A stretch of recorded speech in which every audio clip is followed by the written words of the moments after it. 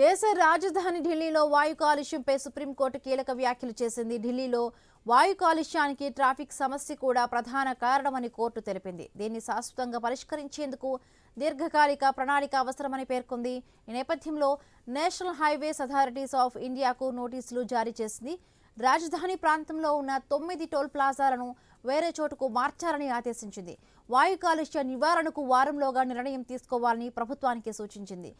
Peak winter నెలల్లో toll సేకరణకు నిలిపివేయాలని, జనవరి 31 వరకు టోల్ ప్లాజాలు లేకుండా చూడాలని కోర్టు సూచించింది.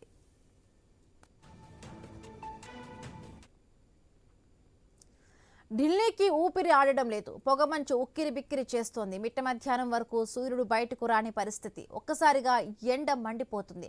సాయంత్రానికి మళ్లీ కాలుష్యం కమ్మేస్తోంది. గ్యాస్ ఛాంబర్లా మారిపోయిన ఢిల్లీలో ప్రజలు అనారోగ్యం బారిన పడకుండా చర్యలు మొదలుపెట్టారు. దేశ రాజధానిలోని అన్ని ప్రభుత్వ, ప్రైవేటు సంస్థలు 50% మందిని ఇంటి నుండి పనిచేయాలని ఉత్తర్వులు జారీ అయ్యాయి. ప్రతి సంస్థ తప్పనిసరిగా ఈ నిబంధన పాటించాలి. ఒకవేళ ఫాలో అవ్వకపోతే జరిమానాలు తప్పవని సర్కార్ హెచ్చరించింది. ఢిల్లీలో వాయు కాలుష్యానికి నిర్మాణ రంగం కూడా ఓ కారణమంటూ భావించారు. కన్స్ట్రక్షన్స్ పై నిషేధం విధించారు. నిర్మాణ రంగంలోని కార్మికులకు రాష్ట్ర ప్రభుత్వం 10,000 రూపాయల పరిహారం చెల్లిస్తామని ప్రకటించింది.